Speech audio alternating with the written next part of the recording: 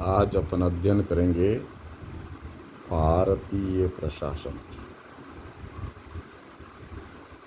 Indian administration. भारतीय प्रशासन के अंतर्गत सर्वप्रथम अपन भारतीय प्रशासन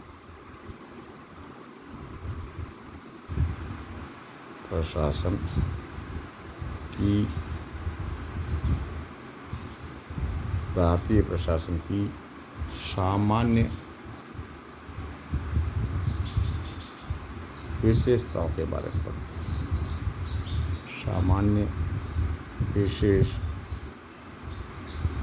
सामान्य विशेषताओं के बारे में अध्ययन करते हैं, यानी इसकी सामान्य विशेषताओं के बारे में आज अपन अध्ययन करते हैं। भारतीय प्रशासन की सामान्य कैरेक्टरिस्टिक्स क्या है? सर्वप्रथम विकास प्रशासन।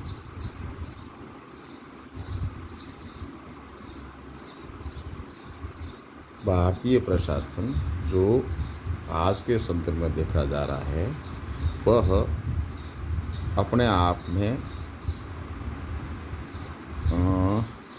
बहुत बड़े समयांतर के बाद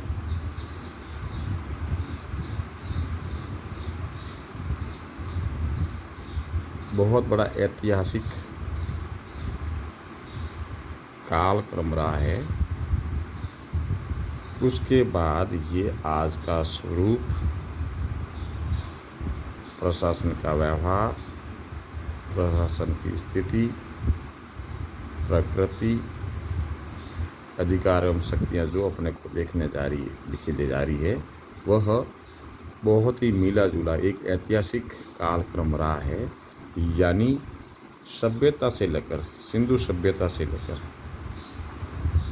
सभ्यता कहिए या आप वैदिक काल,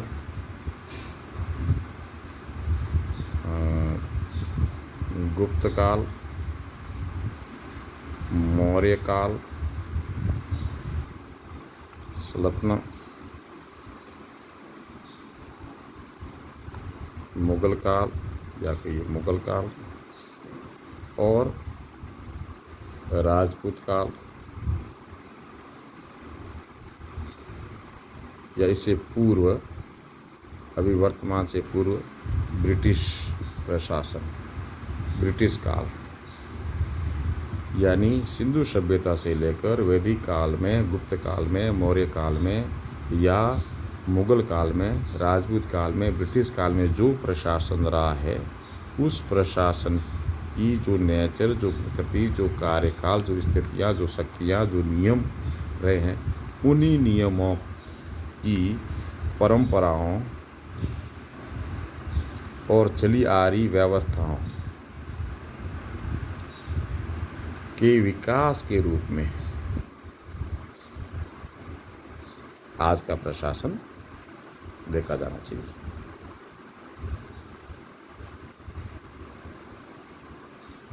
बहुत सारे लक्षण, हर काल के कोई न कोई लक्षण, हर काल की कोई न कोई स्थिति, हर काल की प्रशासन की कार्य पद्धति के कुछ अंश हिस्से आज भी प्रशासन की कार्यशैली में देखे जा सकते हैं। यानी अभी भी प्रशासन का जो स्वरूप है वो विकासशील है, विकासात्मक है। निरंतर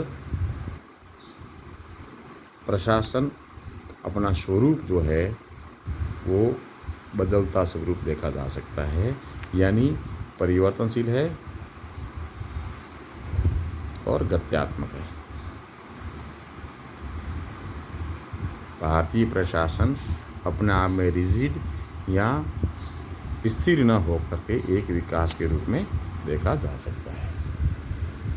यानी दूसरे इसी को अपन इस ठीक ढंग से कहें तो ये अपने आप में गतिशील एवं विकासशील है। शील प्रशासन रोज नई नई प्रविधियाँ, नई नई तकनीकियाँ, नए नए शोध, यानी ये अपने आप में जैसे पूर्व में जैसे नियामकीय कार्यशैली थी, जो कि आज विकासात्मक कार्यशैली होगी, विकासात्मक या कल्याणकारी करनी चाहिए। यानी प्रशासनिक सुधार से लगाकर प्रशासन का बदलता स्वरूप से लगाकर प्रशासन की सोच के उनके नए नए कार्य, नई नई चुनौतियों को लगातार ये अपने आप में विकास की ओर या गतिशीलता बनाए हुए इसकी नेचर प्रतीत होती है। उत्तरदायी प्रशासन, चूंकि भारत में संसदात्मक व्यवस्था है, भारतीय प्रशासन भारतीय संविधान में संसदात्मक व्यवस्था है, जहाँ की निर्वाचन के माध्यम से सरकार बनती है जो कि संसद के प्रति उत्तरदायी है। अच्छा, शासन व्यवस्था, सरकार जब संसद के प्रति उत्तरदायी है तो प्रशासन अपने आप अपने कार्य के प्रति जनता के प्रति पूर्ण रूप से उत्तरदायी है। तो उत्तरदायी शासन व्यवस्था की बात, प्रशासन की जो नेचर है वो उत्तरदायी प्रशासन कहा जाना चाहिए। प्रशासन की विशेषता के अंतर्गत लाल फीताशाही, भारतीय प्रशासन ब्रिटिश टाइम से लगाकर पूर्व की शासन पद्धतियों से लगाकर कुछ उनका प्रभाव विरासत के रूप में मिला है। यानी एक ये निश्चित प्रक्रिया, नियमों, विधियों की लंबी प्रक्रिया या प्रोसेस के माध्यम से किसी भी कार्य को, फाइल को निपटाया जाता है, चाहे वो व्यावहारिक दृष्टिकोण से उचित नहीं भी लगे, उचित नहीं भी हो, तो भी उसको कठोर नियमों से, कठोर प्रक्रिया से, कठोर लंबी प्रक्रिया से गुजरना होता है। यानी लाल कपड़े के अंदर जो फाइलें होती है, जो कागजात होते हैं, जो प्रोसीडिंग्स होती है, लाल कपड़े की फीत के अंदर जो बांधी हुई होती है, यानी उस फाइल को बहुत सुसंगत व्यावहारिकता की दृष्टिकोण से अनावश्यक रूप से प्रक्रिया में लंबी प्रक्रिया होती है, विलंब होता है, लागत भी ज़्यादा आती है और व्यावहारिक दृष्टिकोण से भी उपयुक्त नहीं होने के बावजूद भी भारतीय प्रशासन की व्यवस्था है, उसकी नेचर है जो कि अपने आप में नियमों की दुहाई दे करके कार्य को टालम टोल करने की, लंबी प्रक्रिया और नियमों में बांधने की रही है। इसलिए इसको लाल फीताशाही कहा जाता है।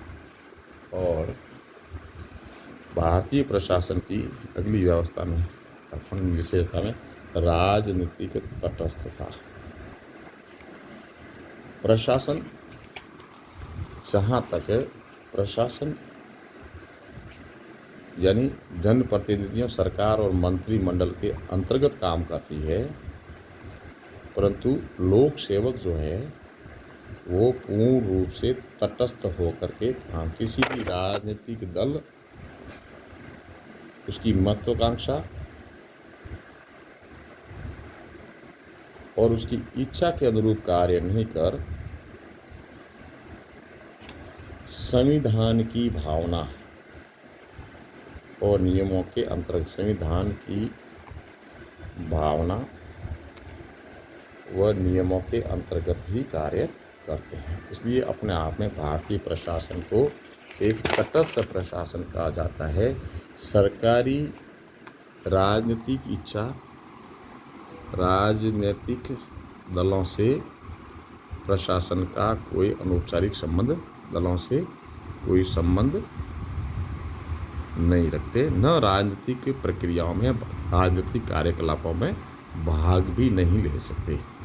यानी भारतीय प्रशासन राजनीतिक कार्यों में रुचि नहीं ले सकता, भाग नहीं ले सकता, न किसी बनी हुई सरकार को, यानी बदलती सरकारों में इसका कोई प्रभाव नहीं पड़ता है।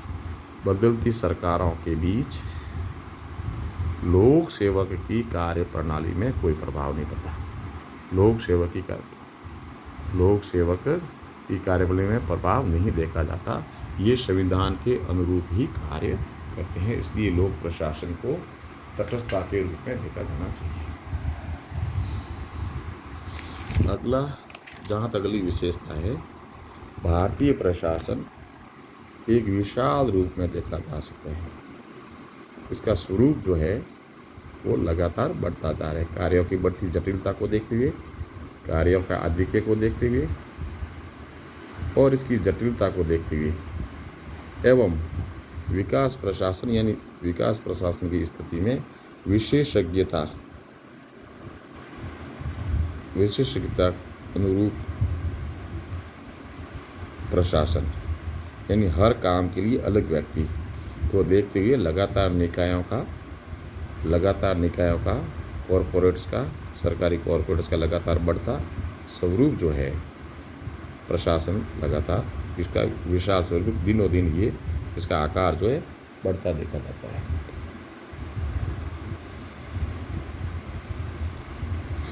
जहाँ तक प्रशासन के लक्ष्य की बात है, इसका लक्ष्य सामाजिक कल्याण और आर्थिक लक्ष्य के रूप में विकास करना यानी लोगों का आर्थिक संबलता प्रदान करना और सामाजिक न्याय व्यवस्था, सामाजिक एवं आर्थिक विकास लोक प्रशासन का जन कल्याणकारी उद्देश्य है।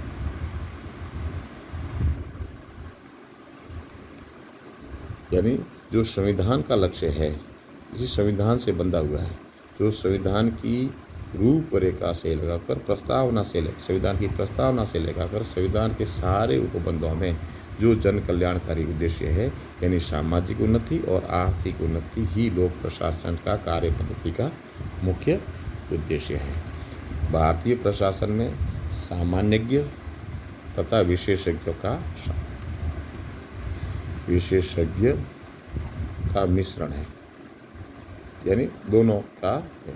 सामान्यज्ञ जहाँ तक अखिल भारतीय सेवाओं से संबंध है, यानी भारतीय प्रशासन किसी विशेष तकनीकी आधारित योग्यता न होकर के, तकनीकी शिक्षा पर आधारित न होकर के सामान्य शिक्षा के आधार पे लोक सेवकों की नियुक्ति की जाती है। और विशेषज्ञों में जो अपने आप में किसी क्षेत्र में प्रोफेशनल्स डिग्री की हुई हो, तकनीकी ज्ञान हो, जैसे MBBS है, इंजीनियर्स है, जो अपने आप में अपने क्षेत्र में विशेष ज्ञान रखता हो, तो अपने क्षेत्र में विशेष ज्ञान रखने वाले लोगों की भी नियुक्ति की जाती है और उनके ऊपर नीति निर्धारण में सामान्य लोगों यानी विशेषज्ञ और सामान्य के मिलकर ही प्रशासन की व्यवस्था को संभालते हैं, संपूर्ण व्यवस्था को देखा जाता है। इन दोनों के बीच में आपस में घनिष्ठ संबंध होता है। विशेषज्ञ अपनी विशेषज्ञता की किसी तकनीकी या ज्ञान की सलाह मशविरा सामान्य को करते हैं और सामान्य के उसी सामान्य दृष्टिकोण से अपने लोक सेवक जो है वो मंत्री या सरकार को अपनी सलाह और परामर्श देते हैं, नीति निर्माण में और निर्णयों में भागीदारी निभाते हैं। यानी सामान्य और विशेषज्ञ दोनों का घनिष्ठ संबंध रहता है। नियामकीय एवं विकास कार्य। भारतीय प्रशासन के कार्य में मुख्य रूप से दो टाइप के कार्य देखे जाते हैं। पूर्व में प्राचीन में ब्रिटिश टाइम में केवल नियामकीय कार्यों पे ही फोकस था, इसका अपना आप महत्व था, परंतु देश आज़ाद होने के बाद में निरंतर नियामकीय से विकासात्मक और विकास कार्यों की ओर प्रवृत्ति यानी इसका जो ध्येय है, इसके कार्य है, बढ़ता दिखाई दे रहा है। इस और ये इसका झुकाव यानी नियामकीय से नियामकीय का मतलब है कि नियामकीय से मेरा तात्पर्य जहाँ तक है विधि और कानून के अंतर्गत सामान्य कार्य यानी लॉ एंड ऑर्डर को मेंटेन रखना, लॉ एंड शांति व्यवस्था को बनाए रखना, सामान्य कार्य को हाथ में लेना, सामान्य कार्यों को सुचारू रूप से चलाना। नियामकीय यानी पूर्ण रूप से औपचारिक नियमों से बंधे हुए, कठोर नियमों का पालन और केवल मात्र लॉ एंड ऑर्डर की ही व्यवस्था को बनाए रखना नियामकीय कार्य। और विकासात्मक कार्य यानी जन कल्याण के लिए नए क्षेत्रों विकासों, शोध के माध्यम से नई नई चुनौतियों को हाथ में लेना, यानी निरंतर परिवर्तनता लेते हुए नवाचारों को हाथ में लेना, नवाचारों का समावेश करना प्रशासन का उद्देश्य। तो प्रशासन अपने नियामकीय कार्य पद्धति, नियामकीय व्यवस्था से विकासात्मक व्यवस्था की ओर लगातार इसकी मांग बढ़ रही है। लगातार प्रशासन जो है वो विकासात्मक की ओर सोच में कार्य करता है। प्रशासन की बढ़ती शक्तियाँ, कार्य।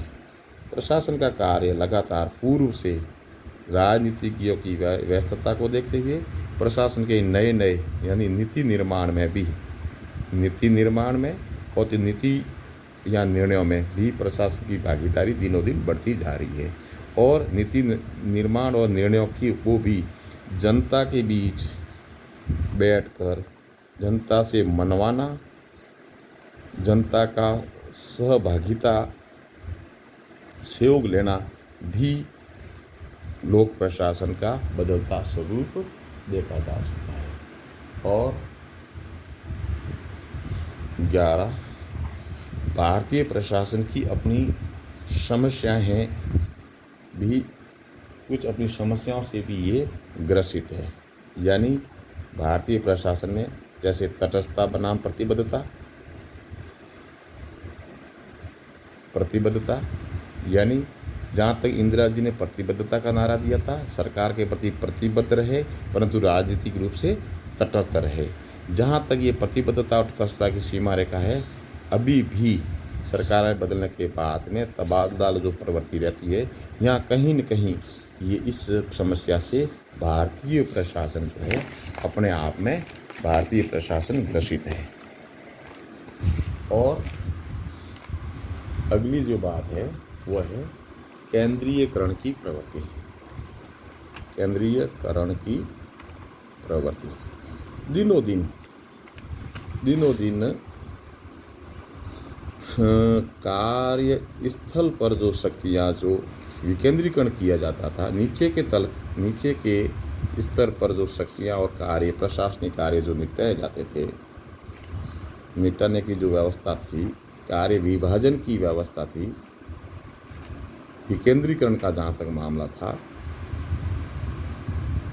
डेली रूटीन के प्रशासनिक कार्य नीचे के स्तर पर निपटाने की बात थी, उसकी जगह आज लगातार निर्णय और फाइल को निपटाने का कार्य उच्च अधिकारियों द्वारा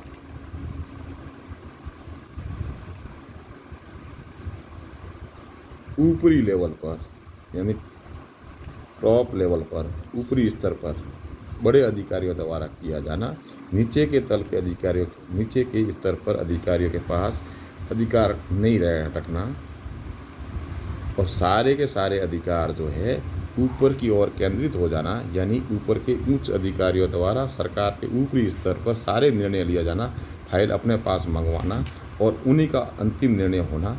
केंद्रीकरण की प्रवृत्ति लगातार बढ़ती दिखाई दे रही है।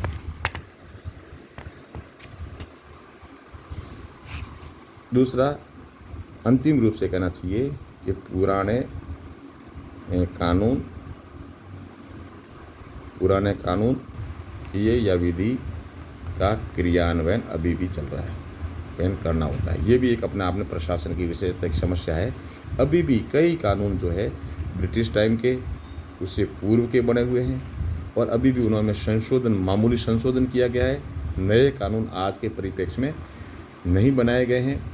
इसी वजह से जिनकी व्यावहारिकता नहीं है, तो व्यावहारिकता नहीं होने की वजह से जनता के बीच आज भी उनको विरोध झेलना पड़ता है और उनको आलोचना की जाती है, क्योंकि अभी भी पुराने कानून यथावत चल रहे हैं। कानून को नए सिरे से, अभी वर्तमान प्रासंगिकता के साथ वापस नहीं बनाए गए। अभी उनकी कोई प्रासंगिकता नहीं रही है या कम है, उसके उपरांत भी उससे काम लिया जाते हैं। तो भारतीय प्रशासन की मोटी मोटी ये विशेषता है। अब भारतीय प्रशासन की इन विशेषताओं में संविधान के अंतर्गत भारतीय संविधान के अंतर्गत प्रस्तावना से लेकर सारे खंडों में, सारी प्रावधानों में, धाराओं में जो भारतीय प्रशासन के लिए जो अपेक्षा की गई है कार्यों की, जो उसके लिए जो नियम बनाए गए हैं, जिन सीमा रेखाओं में उनको सीमाओं में काम करना होता है, भारतीय संविधान के संदर्भ में जहाँ काम करना पड़ता है, और उसी संविधान के अंतर्गत की जाने वाली काम की कार्यशैली के अनुरूप ही इनकी विशेषताओं को और उनकी विशेषताओं को और विस्तृत रूप से समझा जा सकता है। यानी भारतीय संविधान की भावना और उपबंधों के अनुरूप भारतीय संविधान का जो ढांचा है, उस ढांचे के अलग अलग खंडों, अलग अलग प्रावधानों, संघीय व्यवस्था, भारतीय संविधान की संघीय व्यवस्था को लेकर के, भारतीय संविधान के प्रशासन को लेकर के, भारतीय संविधान की संसदात्मक व्यवस्था को लेकर के, भारतीय संविधान में नीति निर्देशक तत्वों के समावेश को, अधिकारों और कर्तव्यों को लेकर के, लोक कल्याणकारी राज्य की अवधारणा को लेकर के, और सामाजिक समानता की भारतीय संविधान के पक्षधर होने की मूल उद्देश्य को लेकर के, यानी भारतीय संविधान के अंतर्गत निम्न सारे बिंदुओं के आधार पर भी भारतीय लोक प्रशासन की विशेषता को ठीक तरह से समझा जा सकता है।